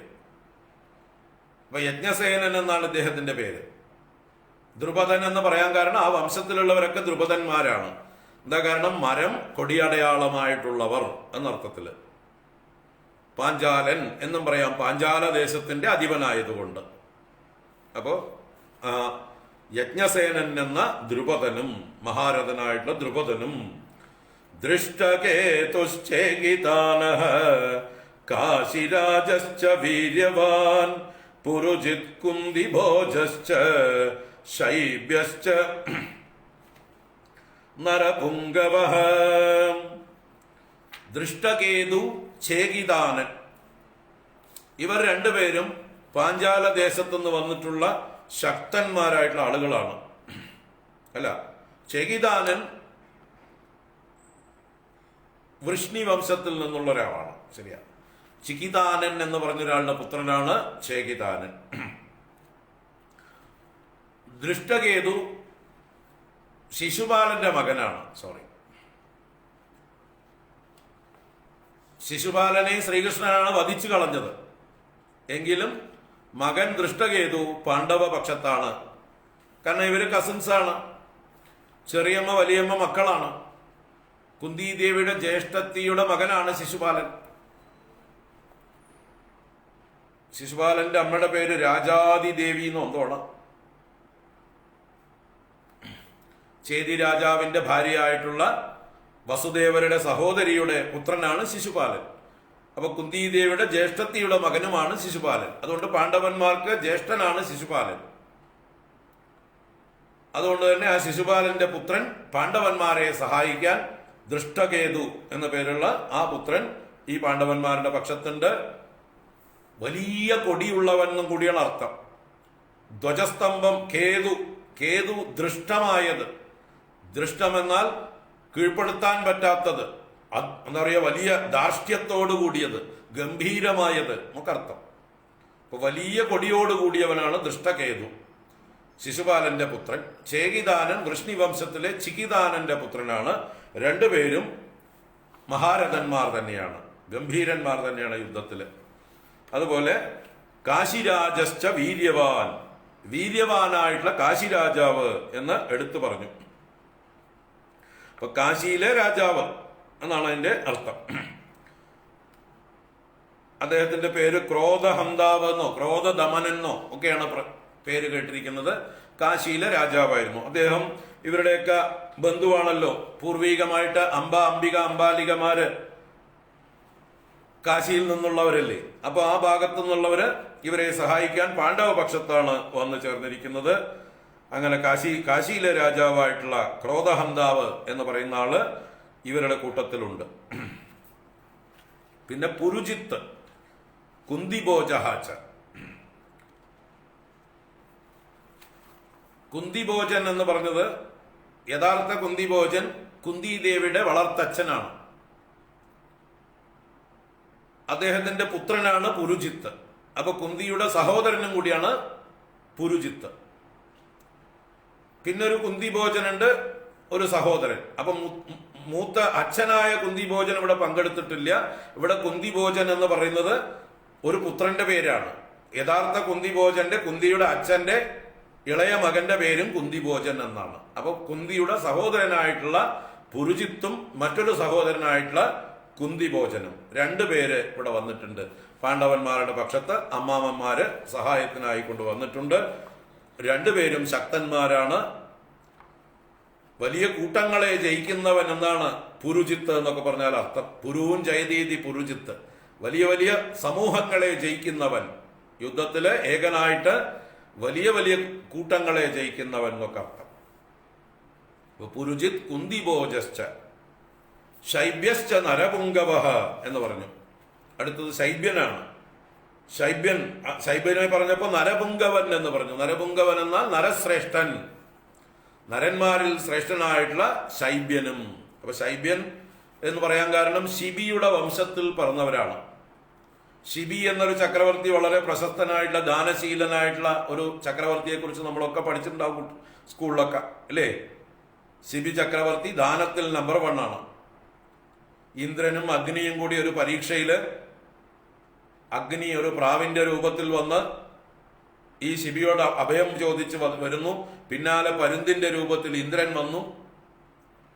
എന്റെ ഭക്ഷണത്തെ അങ്ങ് പിടിച്ചു വെക്കാൻ പാടില്ല എന്ന് ആ പരുന്ത് ശിബി ചക്രവർത്തിയോട് പറഞ്ഞപ്പോ ശിബി അല്ലെങ്കിൽ തന്നെ ഈ പ്രാവിന് അഭയം കൊടുത്തിരുന്നു. അപ്പൊ ഞാൻ ഈ പ്രാവിനെ എന്ത് കൊടുത്തും രക്ഷിക്കും, ഈ പ്രാവിന് പകരം എന്ത് വേണമെങ്കിൽ ചോദിച്ചോ എന്ന് ശിബി ചോദിച്ചപ്പോ അങ്ങയുടെ ശരീരത്തിൽ നിന്ന് മാംസം തുല്യമായിട്ട് അളവിൽ വേണം എന്ന് പറഞ്ഞു. അതിന് തയ്യാറായി ഒരു തട്ടിൽ ആ പ്രാവിനെ വെച്ച് മറ്റൊരു തട്ടിൽ തന്റെ തുടയിൽ നിന്ന് മാംസം മുറിച്ച് മുറിച്ച് മുറിച്ച് വെച്ച് എത്ര വെച്ചാലും ഈ തട്ട് താഴുന്നില്ല. കാരണം അപ്പുറത്ത് പരീക്ഷയാണ്, അഗ്നിയാണ്, അഗ്നി ഭഗവാനാണ്, അഗ്നിദേവനാണ് അവിടെ ഒരു തട്ടിൽ പ്രാവായിട്ടിരിക്കുന്നത്. അപ്പൊ തന്റെ തുട മുഴുവൻ മുറിച്ചു വെച്ചിട്ടും തുല്യമായിട്ടുള്ള മാംസമാവാതെ താൻ തന്നെ സ്വയം സമർപ്പിക്കാൻ തയ്യാറായി, തന്നെ തന്നെ ആ ത്രാസിലേക്ക് സമർപ്പിക്കാൻ തയ്യാറായിട്ടുള്ള ഉദാരമതിയായ ദാനശീലനായ തന്നെ ആശ്രയിച്ചവർക്ക് അഭയം കൊടുക്കുന്ന ഒരു ചക്രവർത്തിയായിരുന്നു ശിബി ചക്രവർത്തി, ദാനശീലൻ. അദ്ദേഹത്തിന്റെ വംശത്തിൽ പറഞ്ഞവരൊക്കെ ശൈബ്യന്മാരാണ്. ഇവിടെ ഈ ശൈബ്യൻ ആരെന്ന് പറഞ്ഞാൽ യുധിഷ്ഠിരന്റെ അമ്മായി അച്ഛൻ സാൽവൻ, സ്യാലൻ എന്ന് പറയാം. സ്യാലൻ എന്ന് പറഞ്ഞാൽ അമ്മായി അച്ഛൻ, ഫാദർ ഇൻ ലോ. യുധിഷ്ഠിരൻ മറ്റൊരു വിവാഹം കഴിച്ചിട്ടുണ്ടല്ലോ. എല്ലാവരും ദ്രൗപദിയെ മാത്രമല്ല, ഓരോരുത്തരും വേറെ വേറെ വിവാഹങ്ങൾ കഴിച്ചിട്ടുണ്ട്. അതിൽ യുധിഷ്ഠിരൻ ദേവിക എന്ന് പറഞ്ഞ് ഈ ശൈബ്യന്റെ പുത്രിയെ വിവാഹം കഴിച്ചിട്ടുണ്ട്. അപ്പൊ ആ ദേവികയുടെ അച്ഛനാണ് ഇവിടുത്തെ ശൈബ്യൻ. അദ്ദേഹത്തിന്റെ പേര് ഗോവാസൻ എന്നാണ്. ഈ ശൈബ്യന്റെ പേര്, ശൈബ്യൻ എന്നുള്ളത് വംശപേരാണ്. അദ്ദേഹത്തിന്റെ യഥാർത്ഥ പേര് ഗോവാസൻ എന്നാണ്. അപ്പൊ ഗോവാസൻ എന്ന ശൈബ്യനും മരുമകനെ സഹായിക്കാൻ, യുധിഷ്ഠിരനെ സഹായിക്കാൻ പാണ്ഡവ പക്ഷത്ത് വന്നു ചേർന്നിട്ടുണ്ട്. ശൈബ്യശ്ച നരപുംഗവഃ. അപ്പൊ നരശ്രേഷ്ഠനാണ്, നല്ല ഉത്തമ ഗുണങ്ങളൊക്കെ ഉള്ള ആളാണ്. അത് കഴിഞ്ഞ് പറഞ്ഞു യുധാമന്യുശ്ച വിക്രാന്തഃ ഉത്തമൗജാശ്ച വീര്യവാൻ സൗഭദ്രോ ദ്രൗപദേയാശ്ച സർവയേവ മഹാരഥാഃ. യുധാമന്യു യുധാമന്യുവിനെ വിശേഷിപ്പിച്ചതാണ് വിക്രാന്ത. വിക്രാന്ത, വിക്രമിയായവൻ, പരാക്രമിയായവൻ, വലിയ ഗതിയോടുകൂടിയവൻ എന്നൊക്കെ അർത്ഥമാണ് വിക്രാന്തൻ. വിക്രമിയായിട്ടുള്ള യുധാമന്യുവും ഉത്തമൗജാശ്ച വീര്യവാൻ, വീര്യവാനായ ഉത്തമൗജസ്സും, ഇവർ രണ്ടുപേരാണ് പാഞ്ചാല ദേശത്തു നിന്ന് വന്നിട്ടുള്ള ശക്തന്മാരായിട്ടുള്ള യോദ്ധാക്കൾ. പാഞ്ചാല ദേശത്തിലെ രണ്ട് യുവരാജാക്കന്മാരാണ് അവര്. സഹോദരന്മാരുമാണ്, നല്ല പരാക്രമികളാണ്. യുധാമന്യു, ഉത്തമൗജസ്. ഉത്തമൗജാശ്ച വീര്യവാൻ, വീര്യവാനായ ഉത്തമൗജസ്സും വിക്രാന്തനായ യുധാമന്യുവും അവർ രണ്ടുപേരുണ്ട്. അപ്പൊ നല്ല കോപത്തോടു കൂടിയവൻ എന്നൊക്കെയാണ് യുദ്ധത്തിൽ മന്യുവോടുകൂടിയവൻ യുധാമന്യു. മന്യു എന്നാൽ കോപമെന്നാണ്. അപ്പൊ വലിയ കോപത്തോടു കൂടിയവൻ എന്ന്. അത് കഴിഞ്ഞ് പറഞ്ഞു സൗഭദ്രോ ദ്രൗപദേയാശ്ച, പാണ്ഡവന്മാരുടെ മക്കളാണ് ഇവര്. സൗഭദ്രൻ എന്ന് പറഞ്ഞാൽ സുഭദ്രയിൽ പാണ്ഡവന്മാർക്കുണ്ടായ പുത്രനാണ്. അർജുനനുണ്ടായ പുത്രനാണ് സൗഭദ്രൻ എന്ന അഭിമന്യു. ശ്രീകൃഷ്ണ ഭഗവാന്റെ മരുമകനും കൂടിയാണ് അല്ലെ. സുഭദ്ര കൃഷ്ണ ഭഗവാന്റെ അനുജത്തി, അവളിലുണ്ടായ പുത്രൻ സൗഭദ്രൻ എന്ന അഭിമന്യു. അഭിമന്യു അർജുനനിൽ നിന്നും സാത്യകിയിൽ നിന്നും പ്രദ്യുമ്നനിൽ നിന്നുമൊക്കെ യുദ്ധതന്ത്രങ്ങൾ പഠിച്ച ആളാണ്.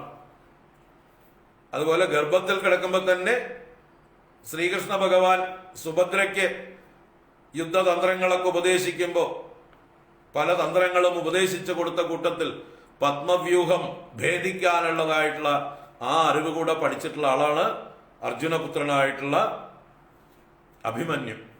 അഭിമന്യു എന്ന് പറഞ്ഞാൽ തന്നെ യുദ്ധത്തിൽ വർദ്ധിച്ച കോപത്തോടു കൂടിയവൻ തന്നെയാണ്. മന്യു എന്നാൽ കോപം തന്നെയാണ്. അഭി എന്ന് പറഞ്ഞാൽ അഭിത, എല്ലാ നല്ലതുപോലെയുള്ള കോപത്തോടു കൂടിയവൻ എന്നൊക്കെ അർത്ഥം. അപ്പോ സൗഭദ്രൻ എന്ന അഭിമന്യുവും, അത് കഴിഞ്ഞ് ദ്രൗപദേയാശ്ച, ദ്രൗപദേയാഹ എന്ന് പറയുന്നത് ദ്രൗപദിയുടെ പുത്രന്മാർ. ദ്രൗപദിക്ക് 5 പേരിൽ 5 പുത്രന്മാരുണ്ടാകുന്നുണ്ട്. യുധിഷ്ഠിരനിൽ, ഭീമസേനനിൽ, അർജുനനിൽ, നകുലനിൽ, സഹദേവനിൽ 5 പേരിൽ നിന്ന് പഞ്ചപാണ്ഡവന്മാരെ പോലെ തന്നെ തേജസ്വികളായിട്ടുള്ള 5 കുമാരന്മാരുണ്ടാവുന്നുണ്ട്. വളരെ ചെറുപ്പമാണ് അവരൊക്കെ ഈ യുദ്ധത്തില്. 15-16 വയസ്സ് പ്രായത്തിന്റെ അടുത്തേ ഉള്ളൂ ഇവർക്കൊക്കെ. പക്ഷെ നല്ല വീരന്മാരാണ്, ശക്തന്മാരാണ്. അവരുടെ പേരുകള്, യുധിഷ്ഠിരന്റെ പുത്രന്റെ പേര് പ്രതിവിന്ധ്യൻ എന്നാണ്. പാഞ്ചാലിയിൽ യുധിഷ്ഠിരനുണ്ടായ പുത്രൻ പ്രതിവിന്ധ്യൻ, ഭീമസേനനുണ്ടായ പുത്രൻ ശ്രുതസോമൻ, അർജുനനുണ്ടായ പുത്രൻ ശ്രുതകർമ്മ,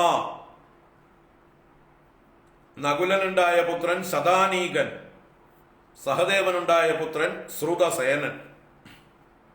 അങ്ങനെ 5 പുത്രന്മാര്: പ്രതിവിന്ധ്യൻ, ശ്രുതസോമൻ, ശ്രുതകർമ്മ, ശതാനീകൻ, ശ്രുതസേനൻ.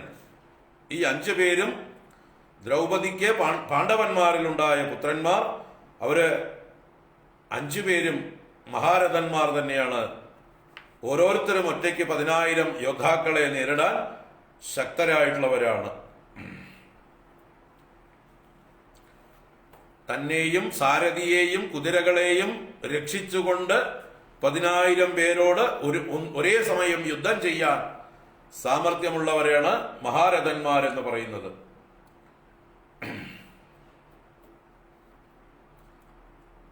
ഏകോ ദശസഹസ്രാണി യോധയേ യസ്തു ധന്വിനാം ശസ്ത്രശാസ്ത്ര പ്രവീണശ്ച മഹാരഥ ഇതി സ്മൃതഃ. മഹാരഥൻ എന്ന് പറയുന്നവര് ഇവരാണ്. ഒറ്റയ്ക്ക് തന്നെ 10,000 യോദ്ധാക്കളെ, അതും വില്ലാളി വീരന്മാരെ 10,000 പേരെ നേരിടാൻ ശക്തനായിട്ടുള്ള ശസ്ത്രശാസ്ത്ര പ്രവീണനായിട്ടുള്ള ആളാണ് മഹാരഥൻ എന്ന് പറയുന്നത്.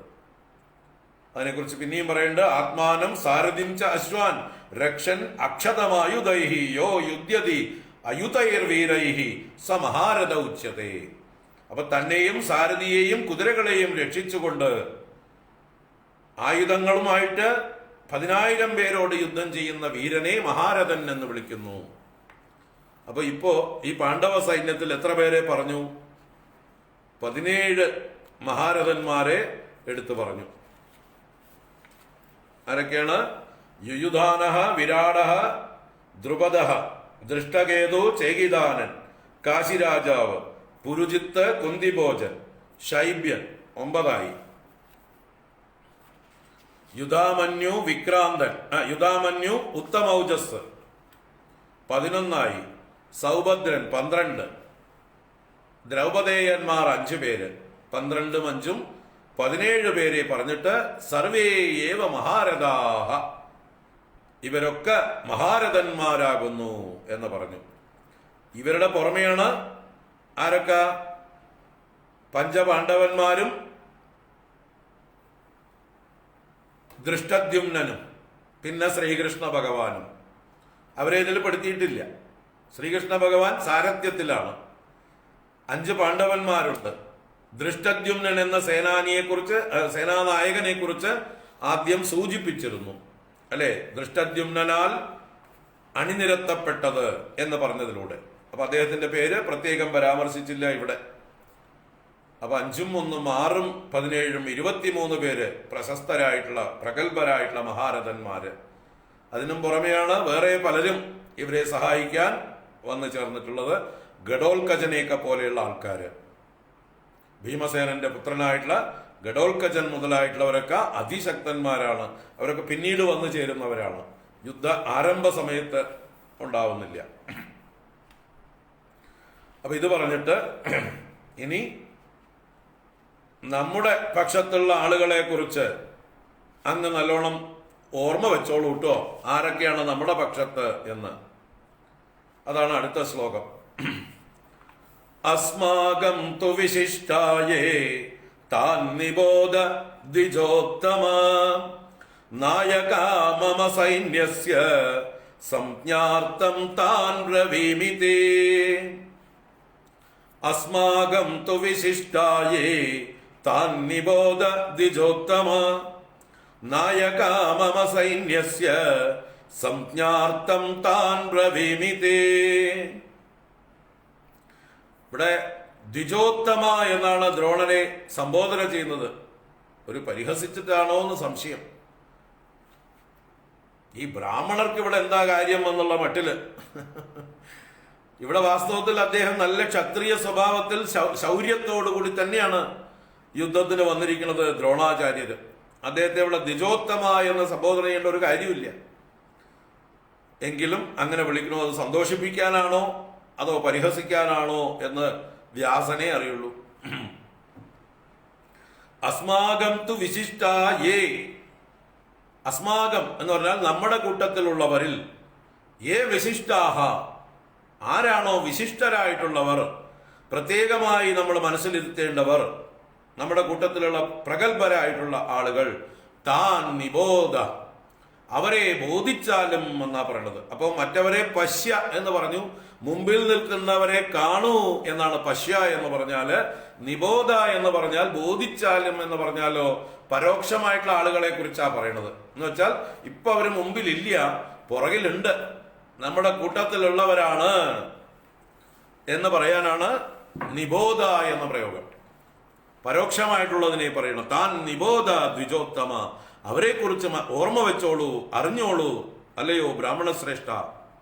നായക മമ സൈന്യസ്യ, ഇവിടെ ഇത്തിരി മമത കൂടി വരണു. മമ സൈന്യസ്യ നായകാഹ, എന്റെ സൈന്യത്തിന്റെ നായകന്മാർ. സംജ്ഞാർത്ഥം താൻ ബ്രവീമി തേ. സംജ്ഞാർത്ഥം, സംജ്ഞ എന്ന് പറഞ്ഞാൽ സമ്യക്കായ ജ്ഞാനം, ശരിയായ ബോധം, അറിവ്. അപ്പൊ അങ്ങയുടെ അറിവിന് വേണ്ടി താൻ ബ്രവീമി, അവരെ കുറിച്ച് ഞാൻ പറയാം. ആരോട്? തേ, അങ്ങയോട്. തുഭ്യം ബ്രവീമി, അങ്ങയോടായിക്കൊണ്ട് ഞാൻ പറയാം. അവരെ കുറിച്ച് നല്ലതുപോലെ അറിഞ്ഞോളൂ. സംജ്ഞയുണ്ടാവണം. സംജ്ഞ എന്ന് പറഞ്ഞാൽ സമ്യക്കായ ജ്ഞാനം, ജ്ഞാപകം, ബോധം എന്നൊക്കെ അർത്ഥം.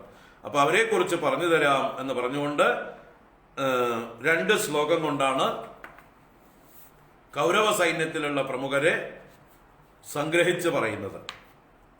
ഭവാൻ ഭീഷ്മശ്ച കർണശ്ച കൃപശ്ച സമിതിഞ്ജയഃ അശ്വത്ഥാമാ വികർണശ്ച സൗമദത്തിസ്തഥൈവ ച അന്യേ ച ബഹവഃ ശൂരാഃ മദർത്തേ ത്യക്തജീവിതാഃ നാനാശസ്ത്രപ്രഹരണാഃ സർവേ യുദ്ധവിശാരദാഃ. ഭവാൻ ഭീഷ്മശ്ച കർണശ്ച കൃപശ്ച സമിതിഞ്ജയഃ അശ്വത്ഥാമാ വികർണശ്ച സൗമദത്തിസ്തഥൈവ ച അന്യേ ച ബഹവഃ ശൂരാഃ മദർത്തേ ത്യക്തജീവിതാഃ നാനാശസ്ത്രപ്രഹരണാഃ സർവേ യുദ്ധവിശാരദാഃ.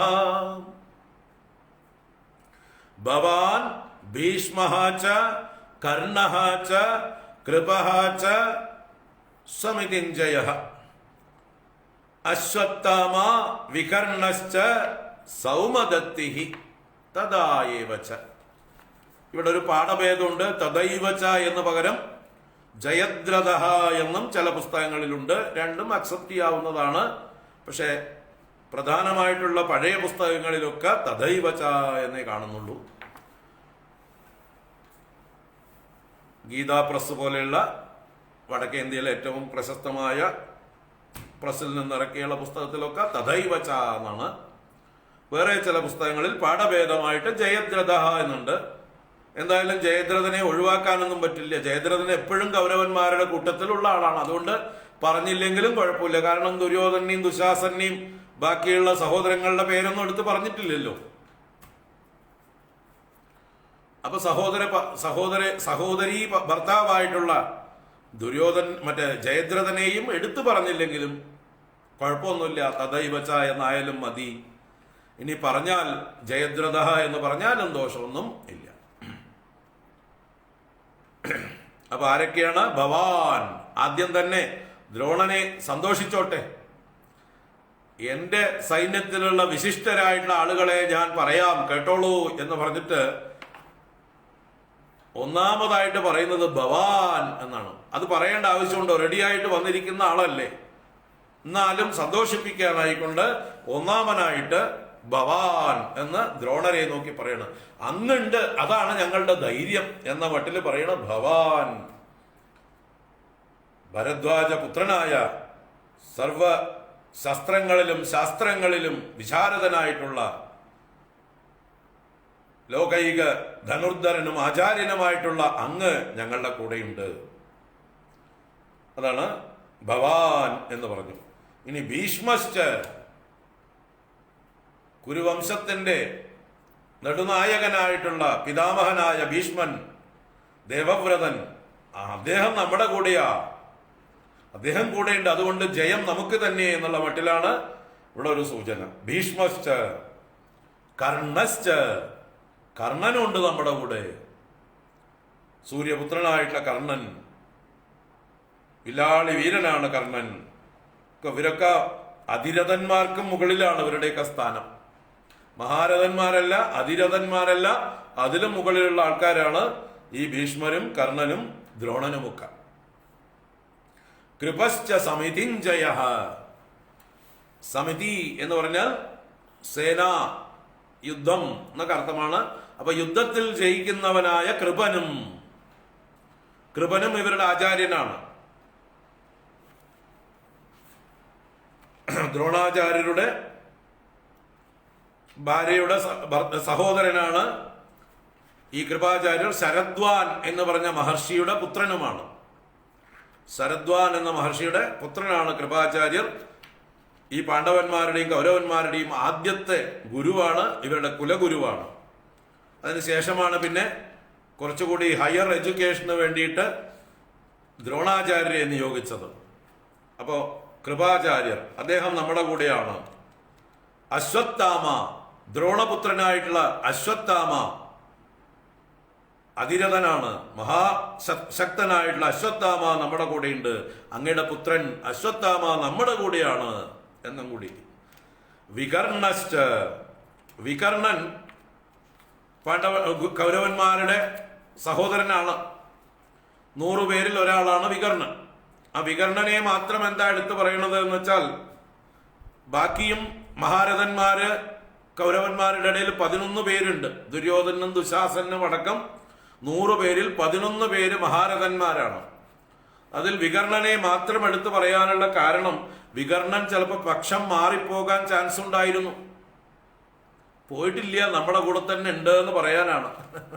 കാരണം ഈ വികർണൻ നല്ല ധർമ്മബോധമുള്ള ആളാണ്. ഈ കൗരവന്മാരുടെ ഇടയിൽ ഒരു മാന്യനേ ഉള്ളൂ, ഒരു മര്യാദക്കാരനേ ഉള്ളൂ, അതാണ് വികർണൻ.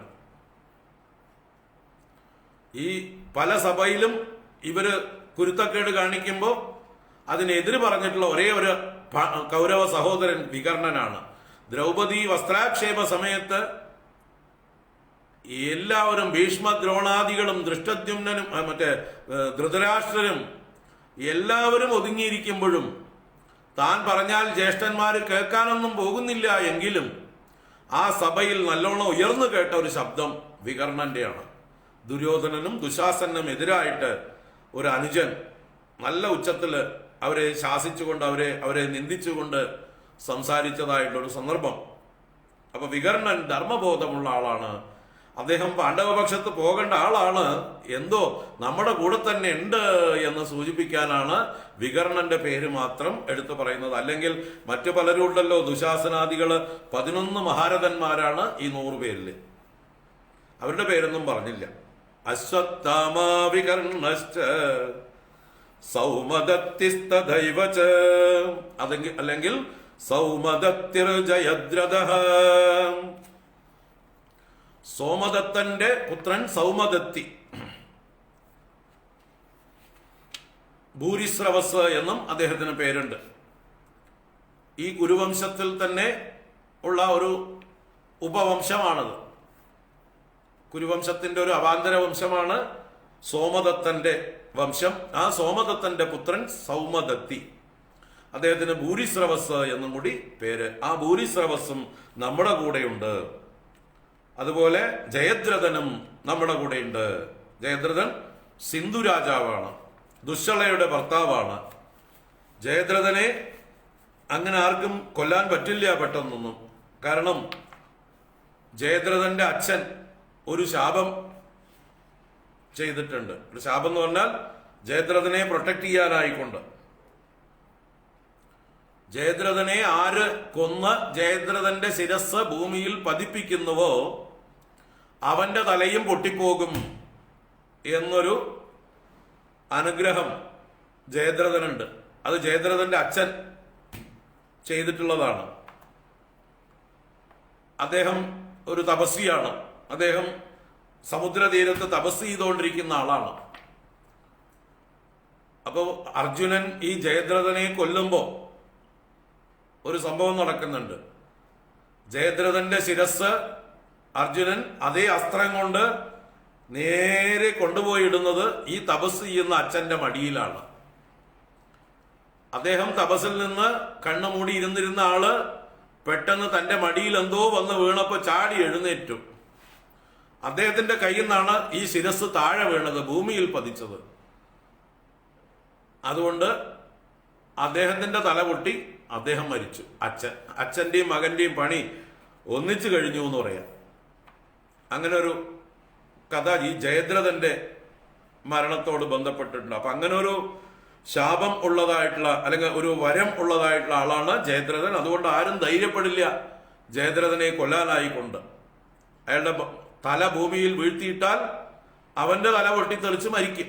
അപ്പൊ ഇതൊക്കെ ഭഗവാൻ അർജുനന് പറഞ്ഞു കൊടുത്തിട്ടാണ് ഇങ്ങനെയൊക്കെ ചെയ്യിക്കുന്നത്. ഭഗവാൻ കൂടെ ഇല്ലായിരുന്നെങ്കിൽ അറിയാമായിരുന്നു. ജയദ്രഥന്റെ ശിരസ് ജയദ്രഥന്റെ അച്ഛന്റെ മടിയിൽ തന്നെ കൊണ്ടുപോയിടുന്ന കഥ. അപ്പൊ അങ്ങനെ അശ്വത്ഥാമാ വികർണശ്ച സൗമദത്തിർജയദ്രഥഃ അന്യേ ച ബഹവഃ ശൂരാഃ മദർത്തേ ത്യക്തജീവിതാഃ. ഇനിയും അന്യേ ബഹവഃ ശൂരാഃ, വളരെയധികം ശൂരന്മാർ നമ്മുടെ കൂടെയുണ്ട്. മദർത്തേ ത്യക്തജീവിതാഃ, എനിക്ക് വേണ്ടി ജീവിതത്തെ ഉപേക്ഷിച്ചു വന്നവർ, പ്രാണൻ വെടിയാൻ തയ്യാറായി വന്നിരിക്കുന്നവർ എന്നുള്ള അർത്ഥത്തിലാണ് ഇവിടെ ദുര്യോധനൻ പറയുന്നതെങ്കിലും അദ്ദേഹത്തിന്റെ വാക്കുകൾ എന്താ പറയാ, അറം പറ്റി എന്ന് പറയാം. കരിനാക്കായി പോയി എന്ന് പറയില്ലേ നമ്മള്. എനിക്ക് വേണ്ടി ജീവിതത്തെ ഉപേക്ഷിച്ചവർ, പ്രാണനെ വെടിഞ്ഞു വന്നിരിക്കുന്നവർ എന്ന് വെച്ചാൽ എനിക്ക് വേണ്ടി മരിക്കാൻ പോലും തയ്യാറായി വന്നവർ എന്നാണ് അദ്ദേഹം ഉദ്ദേശിച്ചത്. പക്ഷെ ഇപ്പൊ അദ്ദേഹത്തിന് വേണ്ടി മരിക്കുകയാണ് ഇവരൊക്കെ. അദ്ദേഹം പറഞ്ഞത് സത്യമാവുകയാണ്. എനിക്ക് വേണ്ടി മരണം വരിച്ചവർ എന്നായി തീർന്നു. നാനാ ശസ്ത്രപ്രഹരണാഹ, വിവിധങ്ങളായ ആയുധങ്ങളെ പ്രഹരിക്കുന്നവരാണവര്. സർവേ യുദ്ധവിശാരദാഹ, എല്ലാവരും തന്നെ യുദ്ധത്തിൽ വിശാരദന്മാരാകുന്നു, ഗംഭീരന്മാരാകുന്നു ഈ കൂട്ടരും. അപ്പൊ ഇവിടെ ആകെ കൂടി 8 പേരെ പറഞ്ഞുള്ളൂ, അവിടെ 17 പേരെ പറഞ്ഞു. ഈ പക്ഷത്തില് ദ്രോണർ, ഭീഷ്മർ, കർണൻ, കൃപൻ, അശ്വത്ഥാമ, വികർണൻ, സൗമദത്തി, ജയദ്രഥനും കൂടി കൂട്ടിയാൽ 8 പേര് ഇവിടെ. ബാക്കി അന്യേച്ച ബഹവഹ ശൂരാഹ എന്ന് കൂട്ടമായിട്ട് പറഞ്ഞു. അറിയാതെ വായിൽ നിന്ന് വന്നുപോയി. മദർത്തെ തെക്ത ജീവിതാഹ, എനിക്ക് വേണ്ടി പ്രാണനെ ത്യജിച്ചവർ, ജീവിതം വെടിഞ്ഞവർ എന്നൊക്കെ പറഞ്ഞു. ഇവരൊക്കെ ആയുധം പ്രഹരിക്കുന്നവരിൽ പ്രഗത്ഭന്മാരാണ്, യുദ്ധവിശാരദന്മാരാണ്. നാളെ തുടരാം ബാക്കി. ദുര്യോധനന്റെ എന്താ പറയുക, ആചാര്യനോടുള്ളതായിട്ടുള്ള പുലമ്പലുകൾ തുറന്നുകൊണ്ടിരിക്കുന്നുണ്ട്. നമുക്ക് നാളെ കാണാം. നാളെ വെള്ളിയാഴ്ച അല്ലേ?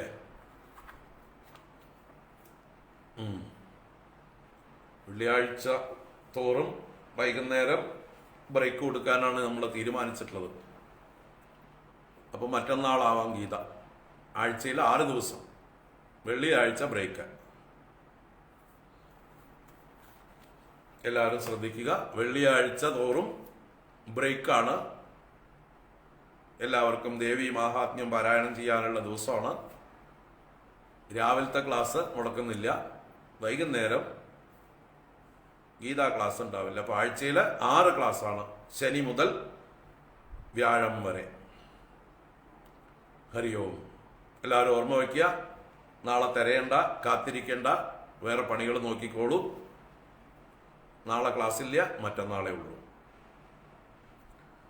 ഓം കായേന വാചാ മനസേന്ദ്രിയൈർവാ ബുദ്ധ്യാത്മനാ വാ പ്രകൃതേ സ്വഭാവാത് കരോമി യദ്യത് സകലം പരസ്മൈ നാരായണായേതി സമർപ്പയാമി.